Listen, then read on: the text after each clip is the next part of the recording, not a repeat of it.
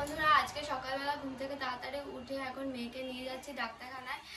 আমাদের এখান থেকে বলেছিল যে আমাদের একজন ডেকেছিল, দাঁড়াও ঠিক করে দিচ্ছি।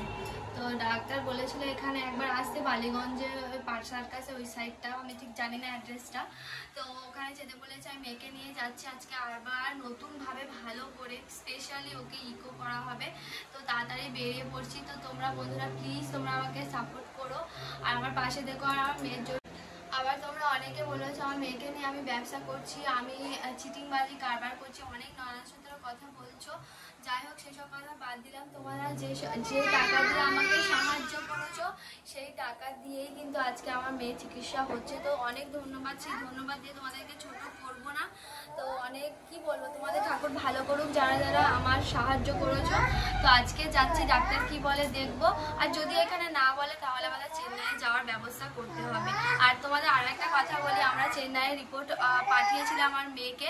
সেখান থেকে বলেছিল এখানে এই রিপোর্ট দেখে বলা সম্ভব নয়। চেন্নাইয়ে যে আমাদের ডাক্তার সাজেস্ট করেছিল, যে মাদ্রাজ মেডিকেল মিশন, ওখানে সাজেস্ট করেছিল। তো ওখানে বললো বাচ্চাকে নিয়ে আসতে হবে। আর সাই বাবার কথা বলি, সাই বাবা হসপিটাল যেটা রয়েছে, স্বামীজি সাই বাবা হসপিটাল, ওখানে আমরা কয়েকদিন আগে রিপোর্ট পাঠিয়েছিলাম। তো ওরা বললো কালকেই ইমেল এলো যে এই কেসটা খুবই ক্রিটিক্যাল, এখানে কোনোভাবেই সম্ভব নয়, ওরা একেবারে না বলে দিয়েছে।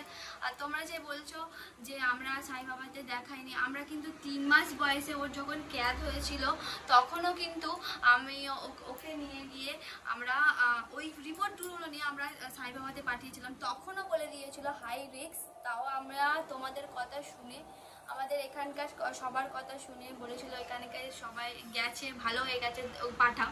তো ওখানকার সবার কথা শুনে পাঠিয়েছিলাম। তো ওরাও কালকে ইমেল করে দিয়েছিল। তোমাদেরকে আমি ইমেলটা যেটা দিয়েছে তোমাদেরকে স্ক্রিনে দিয়ে দেবো, তোমরা দেখবে। আর যদি না দেখো, আমার ফেসবুকে শর্টস আমার এরকম ভিডিও করা রয়েছে, ওখানে গিয়ে তোমরা কিন্তু দেখে নিতে পারো। আমরা চলে এসেছি এখানে মেয়ের জন্য ইকো করাতে। তো উপরে ওনার চেম্বার, তো ফোন করলাম, উপরে গিয়ে এখনো চেম্বারটি খোলেনি, নাম্বার ছিল, নাম্বারে ফোন করলাম, বলো 2-3 মিনিট দাঁড়াতে হবে, দাঁড়িয়ে খুলছি। সবে মাত্র বাড়িতে এলাম, এখন বাজে প্রায় 7:30টার মতো। আর ডাক্তার বলেছে আমার মেয়ের অপারেশন হবে। এবারে যেখানে গেছিলাম ওকে ইকো করাতে, সেখানে ডাক্তার বলল ও সম্ভব অপারেশন। তো অপারেশন হবে, বাট কেমন অপারেশন সেটাও শুনে আমি অবাক হলাম আর খুব খুশিও হলাম যে অপারেশন হবে। আর এর বাচ্চার, আমি মা হয়ে বলছি, বাঁচতে পারবে জীবনে। কারণ আমরা ও প্রায় 3-4 মাস বয়স থেকে ও ট্রিটমেন্ট করাচ্ছি। একদিনের জন্য আমি শুনিনি ডাক্তারের কাছ থেকে, প্রায় এখন 2.5 বছর বয়স ওর, এই নাকে ঢুকবে, তো শুনিনি যে ওর অপারেশন হবে বা ওর ভিতরে যে শিরাটা নেই সেটা হওয়া সম্ভব। এবারে ডাক্তারখানে গেলাম, বালিগঞ্জের ওই সাইডের ডাক্তার বলল যে হবে ওর মাইক্রো সার্জারি। এটা তো শুনে আমি তো খুবই অবাক হয়েছিলাম। প্রতিবারের মধ্যে সৌভিক যখন কেঁদে চেম্বার থেকে বেরোচ্ছিল, এবারেও ভাবলাম হয়তো মুখ হাসি মুখ নয়, চোখ ভরা জল নিয়ে আমাদের যেতে হবে বাড়িতে। যখন ও বেরোলো তখন আমি ওকে আশ্বাস দিলাম কিছু হবে না, চলো তো বাড়ি চলো।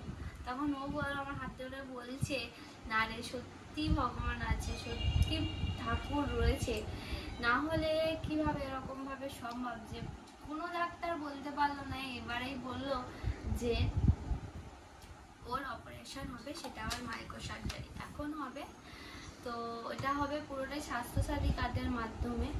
তো ওর তো নাম রিনিউ করা নেই স্বাস্থ্যসাথী কার্ডের মধ্যে, তো ওটা রিনিউ করতে হবে। আর ডাক্তাররা বলবে, এখনো কিছু জানাইনি, তবে সেই সব রিপোর্ট সব তৈরি হয়ে গেছে। আর আমি ফেসবুকে দেখিয়েছি, এটা নিয়ে অনেকেই কন্ট্রোভার্সি করছে যে আমার মেয়েকে নিয়ে ব্যবসা করছি, এই সেই হ্যানা ত্যানা এইসব বলছে।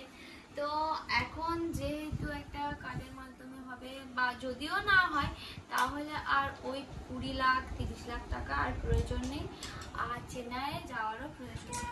আজকে আমি যিশুর দরবারে, মহাপ্রভু যিশুর দরবারের কাছে গেছি বলে অনেকেই বলছে আমি সনাতন ধর্ম ত্যাগ করে দিয়েছি। এটা একদমই নয় কিন্তু বন্ধুরা, আমি সনাতন ধর্মে জন্মেছি, আমার ধর্মকে আমি তো অবশ্যই ভালোবাসবো। কিন্তু আজকে আমি মহাপ্রভুর কাছে গেছিলাম যে আমার মেয়ের জন্য। তো ওখানে বলেছিল যেতে, তাই গেছিলাম। কিন্তু আমি মনে করি কিন্তু সব ধর্ম কিন্তু ধর্ম একটাই, এবং ঈশ্বর যা, আল্লাহ যা, আর যিশু একই। কিন্তু তোমরা কি মনে করো, তোমরা কিন্তু অবশ্যই জানাবে। আমি কিন্তু এটাই মনে করি সবসময়। বন্ধুরা, আজকের হোলির দিনে দেখো আমাদের শুভাঙ্গিনী সকালবেলা সুজি খাচ্ছে, তাই তো? এটা হলো শুভাঙ্গিনীর ছোট রানী। আর দেখো আজকে সব বাচ্চারা কিন্তু হোলি খেলছে, ও খেলতে পারছে না, মানে ও সবকিছু থেকে দূরে রাখা হচ্ছে, যেহেতু জল টল ঘাটবে আর ওর একটু যদি কোনো প্রবলেম হয় সেই জন্য। তাও বাচ্চা মানুষ, আমরাও কিন্তু যাচ্ছি না, তাও আমাদের ছোট বাচ্চারা কি শুনবে বলো? তারা খেলছে, তারা কি কিছু বোঝে? আর তাদের দেখা দেখি দেখো ও একটু গিয়েছিল, এখানে দেখো রং লেগে গেছে। আর তোমাদের কথা মতো ওর সামনে আমরা একেবারে ভেঙে পড়ছি না, আমরা যতটা পারছি ওর সামনে হাসি খুশি থাকছি, ওকে হাসি খুশি রাখার চেষ্টা করছি, যাতে না ওর নিজের না দুঃখটা ও বুঝতে পারে। তো দেখো শুভাঙ্গিনী কি সুন্দর ছোট রানীর কাছে খেয়ে নিচ্ছে। এখন আমরা রং খেলবো তো শুভাঙ্গিনী?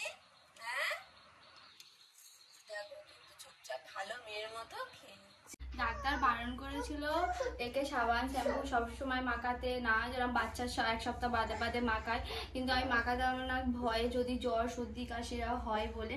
তো অনেকদিন পর আর কয়েকদিন ধরে গা হাতটা শুধু চুলকাচ্ছে, যদি গায়ে গুড়ি গুড়ি বেরোচ্ছিল, ওই জন্য ভাবলাম অনেকদিন সাবান মাখেনি, গায়ে একটু সাবান আজকে অনেক দিন পর মাখালাম, মানে মাসখানেক পর মাখালাম, আর গরমও পড়েছে, ওই জন্য একটু গায়ে মাখিয়ে নিতে মানে ফ্রেশ লাগছে মুখটা। দেখো ওকে ভাত খাইয়ে দেবে, আর সবে জ্বর থেকে উঠলো। মাখাতে চাইছিলামই না, কারণ 2-3 দিন আগে জ্বর ছিল। আজকে এমন গা চুলকাচ্ছিল, কালকে কাঁদছিল চুলকানোর জন্য। অনেকদিন সাবান আমরা বড়রা যেমন না মাখলে যেমন গা হাত পা চুলকোই, ওরও তেমন চুলকাচ্ছিল, কালকে কাঁদছিল চুলকানোর জন্য। কাল থেকে ওর দাদুর মনটা খুব খারাপ, দোকানে যাচ্ছে, মনটা খুব খারাপ, খায়ও নি পর্যন্ত রাত্রে এখানে যে খাবারটা দিয়েছিল। আমি তাই বলছিলাম যে সবাই মিলে অনেক সাহায্য করছে, তুমি অত টেনশন করো না, সব ঠিকঠাক হয়ে যাবে। তাই দেখে বলিস না, ওসব কথা বলিস না, আমার আর যেন ভালো লাগছে না, মেয়েটা চোখের সামনে এইসব দেখতে হচ্ছে, আর যেন ভালো লাগছে না। নিজে হাতে ভাত খাওয়ার থেকে বেশি চটকা চটকি বেশি করছে, খাচ্ছে। এক মুঠো তো ভাত খায় না, তার উপর ওইটুকু খাওয়াতে গেলেই আজ এই 3 বছর হতে যায়, আর ওইটুকু বাচ্চা দেখো খেতে গেলে ওর কি অবস্থা।